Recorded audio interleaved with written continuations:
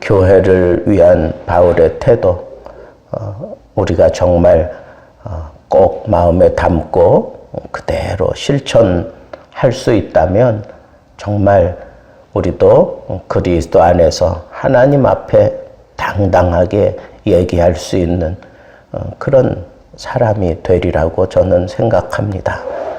이 교회를 위한, 특별히 자기를 그렇게 애먹이고 있는 이 교회를 위한 바울의 아주 시종료일, 변함없는, 줄기차게 그대로 보여주는 그런 모습을 오늘 이 말씀에서 찾게 됩니다. 첫째는 교회를 위한 일이라면 바울은 조금도 부족하지 않게 했다는 거예요. 조금도. 그러니까 교회를 위한 일을 할 때에는 조금도 부족하지 않게 최선을 다해서 했다라고 그렇게 얘기하면서 고린도 교인들이 오해하고 있는 그런 문제들을 다루어 가고 있는 것을 보게 됩니다.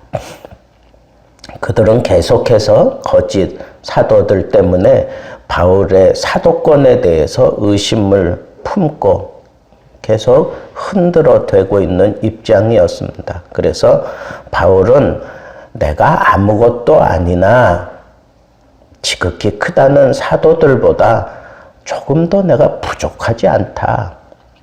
그 사도들이 행한 일에 비추어 나도 조금 더 부족하지 않게 교회를 위해서라면 내가 그렇게 행동해 왔다. 무엇으로 그렇게 했느냐? 내가 정말 사도라고 당당하게 얘기할 수 있는 것은 모든 참음이다. 너희를 위한, 교회를 위해서라면 모든 일을 참아냈다는 거예요. 어떤 오해를 받을지라도 참아내고 또 어떤 상황에 내가 몰렸을지라도 그걸 참아내고 억울한 일을 당했을지라도 그걸 참아내고 내 뜻대로 되지 않는다고 해서 함부로 막 성질을 내며 그러지 않고 그것도 참아내고 하나님이 풀어주실 때까지 그저 인내하면서 기다리고 기다리는 자세로 그렇게 행동을 해왔다. 그리고 표적과 기사와 능력으로 행한 것이다 그랬어요. 사도들이 그런 것으로 모든 사람들에게 인정을 받는다면 나도 마찬가지다. 응? 나도 표적으로, 기사로, 능력으로 이 복음을 위하여, 교회를 위하여 이렇게 헌신하며 살았다. 표적은 능력이죠. 하나님의 능력. 복음을 복음되게 만들기 위해서 하나님이 주시는, 그리고 기사는 그것은 하나님의 어떤 사인과 같은 거예요. 그러니까 이게 참다운 복음이다라고 하는 걸 드러내기 위해서 하나님께서 특별하게 역사하시는 그런 일들. 그 다음에 능력, 이건 초자연적인, 자연도 거스를 수 없을 만한 그런 초자연적인 그런 하나님의 역사하심이 바로 나의 이 복음 사역을 위하여, 교회를 위하여 하나님께서 내게 허락하셨다라고 그렇게 얘기를 하고 있습니다. 그런데 바울은 교회를 위하여 정말 나는 부족하지 않다라고 하는 그 중심에는 내가 너희에게 폐를 끼치지 아니했다 하는 것. 교회에 폐되는 일은 나는 절대로 하지 않았다는 거예요. 부족하게 한 것이 무엇이 있느냐? 내가 너희를 위하여 부족하게 한 것이 무엇이 있느냐? 나는 공평하지 못한 것을 용서하라 하는 얘기는 뭐냐 하면 고린도 교회에서는 절대로 어떤 재정적인 후원도 받지 않았어요. 마게도냐 그 지역에 있는 교회들은 바울의 쓸 것을 보충해 주었지만 고린도 교회는 자발적으로 고린도 교회가 자발적으로 바울을 위해서 무엇을 하도록 그렇게 허락하지도 않았습니다. 그것 가지고도 또 바울은 참 교활한 사람이다. 겉으로는 아닌 것 말처럼 그렇게 하지만 실상은 그도 아주 뒤로 뭐 이런 거 저런 거 다 빼먹는 사람이다. 뭐 하는 식으로 그런 식으로 얘기하는 거예요.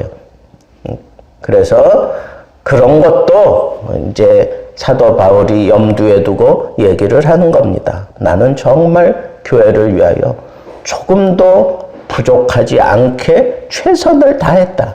내가 교회를 위한 최선의 노력을 하는데 부족함이 없다. 부족함이 없게 했다. 하나님이 보실 때에도 그렇고 나 자신이 스스로 생각할 때에도 그렇고 모든 교회들 앞에서도 나는 당당하게 얘기할 수 있는 것은 나는 부족함이 없게 그렇게 내 자리를 지켰고 그런 사역을 했다. 이게 참 소중한 것 같아.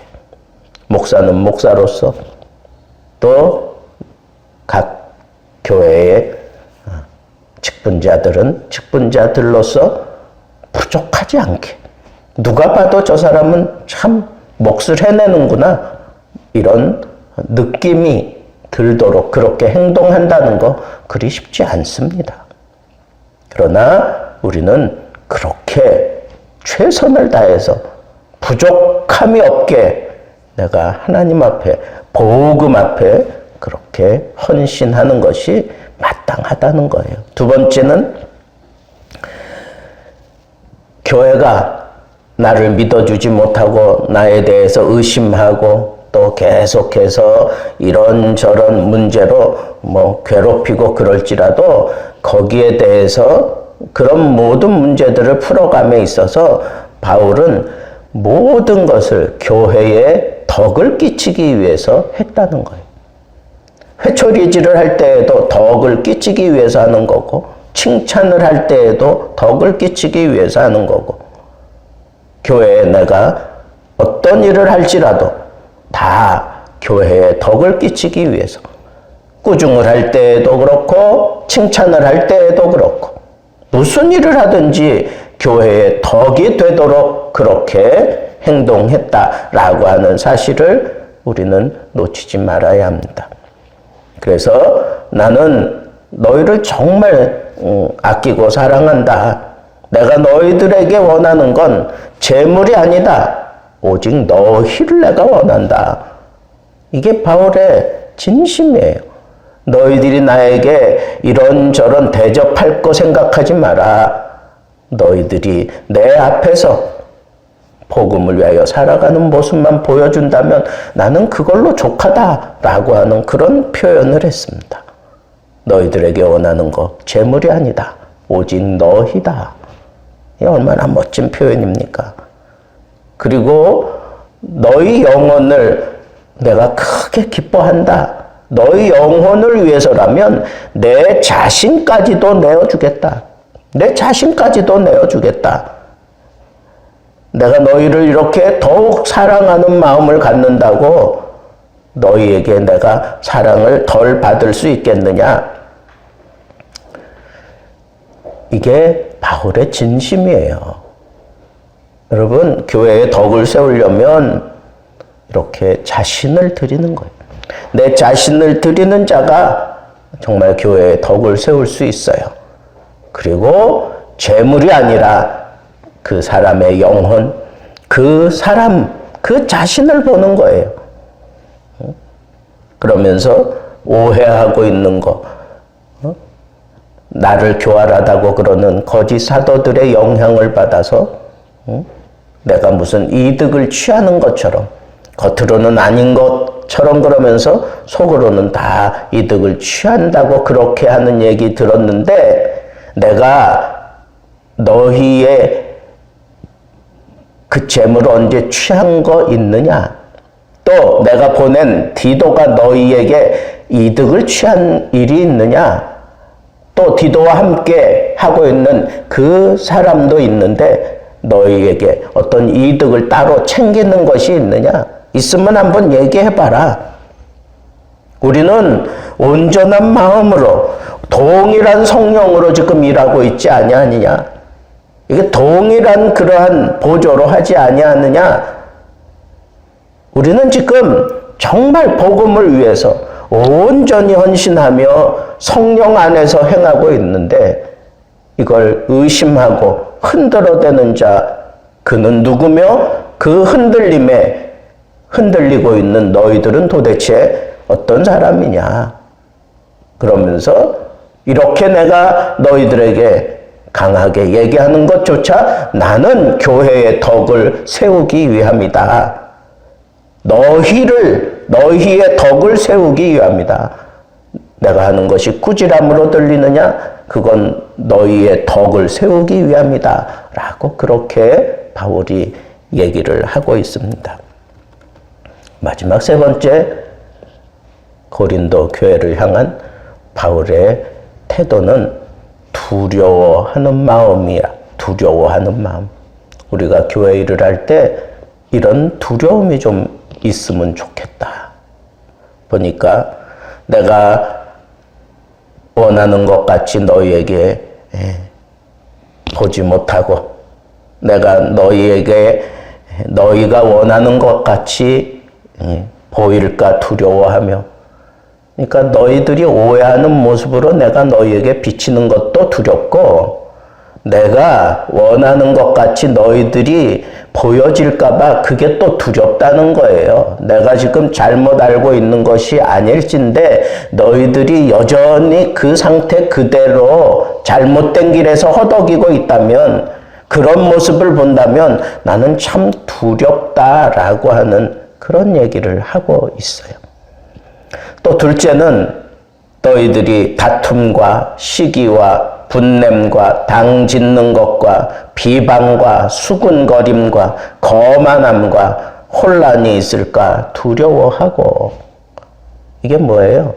이런 것들이 지금 고린도 교회 안에 충분히 있을 수밖에 없다고 생각했고 또 그러한 일들이 벌어진 것을 바울은 너무 잘 알고 있기 때문에 여전히 그런 모습으로 내 눈에 비춰질까 두렵다는 거예요. 교회는 그런 곳이 아니에요. 당을 짓고 혼란하고 그리고 거만한 모습으로 눈동자를 굴리고 그리고 수근거리고 남을 비방하고 분내고 당짓고 이러는 데는 교회가 아니에요. 교회는 모든 허물을 다 감싸 안고 하나가 되는 것이 그것이 교회란 말입니다. 부자와 가난한 자가 하나가 되고 그리고 어떤 성품을 가졌든지 어떤 성격을 가졌든지 어떤 생각을 가졌든지 그리스도 안에서 하나가 되는 것이 그것이 교회의 아름다운 모습인데 왜 이런 시기, 분쟁, 당 짓는 거 비방하고 수근거리고 거만하고 혼란함이 그 교회에 있느냐 하는 거예요. 그런 모습을 볼까 두렵다는 거예요. 또 내가 너희에게 다시 갈 텐데 그때 하나님이 나를 너희 앞에서 낮추실까 두렵다. 나는 진심으로 너희들을 향해서 이런 최선의 노력을 하고 애를 쓰고 발버둥 쳤는데 여전한 모습으로 그렇게 나를 반목하고 그렇게 나를 오해하던 모습으로 나를 믿지 못하고 나에게 각을 세우고 있는 그런 모습을 보시면 하나님이 나를 낮추실 것이다 하는 그런 표현을 하고 있어요. 내가 전에 죄를 지은 여러 사람이 행한 그 행함, 더러움, 음란한 호색함, 회개하지 아니함 이런 것들로 인해서 내가 슬퍼할까 두렵다. 분명히 교회는 정말 싸워야 되는 게 이런 죄와 싸워야 되는데 이 죄를 여전히 안고 회개하지 아니하고 음란하고 호색하고 더러움이 그냥 교회 여기저기 묻어다니는 그런 모습을 보게 된다면 나는 정말 슬프다, 슬플 수밖에 없다 하는 그런 그 안타까움 때문에 두렵다는 거예요. 여러분들은 평상시 교회에 대해서 어떻게 생각하십니까? 교회는 항상 여러분들에게 좋은 것을 그리고 항상 여러분들에게 편안하게 해주는 곳이라고 생각하십니까?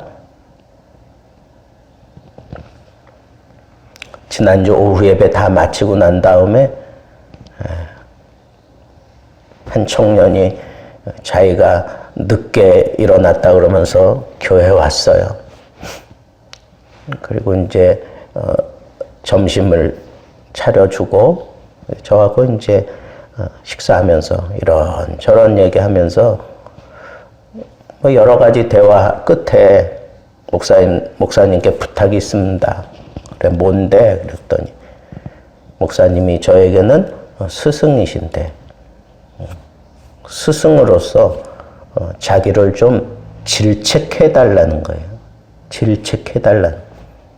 제대로 신앙생활하지 못할 때 아주 따끔하게 혼을 내달라는 거예요. 그런 모습으로 자기를 혼내주면 내가 그것 때문에라도 좀 두려운 마음을 가지고 교회에 나올 수 있을 것 같다고. 그래서 저는 거기에 한편으로는 좀 충격을 받았어요. 그냥 내가 그냥 인자한 모습으로 그냥 모든 걸 다 수용하는 모습으로 요즘 젊은이들이 얼마나 힘들어요. 그런 모습들을 생각하면서 혼내지 않으려고만 했는데 그건 또 아닌가 보다. 근데 오늘 말씀을 묵상하면서 깨달았어요. 이게 바울의 심정이구나. 저렇게 무너져가는 거 보면서 그냥 가만히 있는 게 그냥 무작정 참아만 주고 있는 게 그게 교회를 위한 건 아니구나. 혼을 낼 땐 좀 혼을 낼 수 있는 게 그게 교회를 위한 거고 혼남을 받을 때 좀 회초리절을 좀 당할 때 그걸 눈물 흘리며 받을 수 있는 게 그게 진정한 교회를 위한 그런 바른 자세고 마음이구나 라고 하는 것을 느꼈습니다. 바울의 심정이 그랬습니다.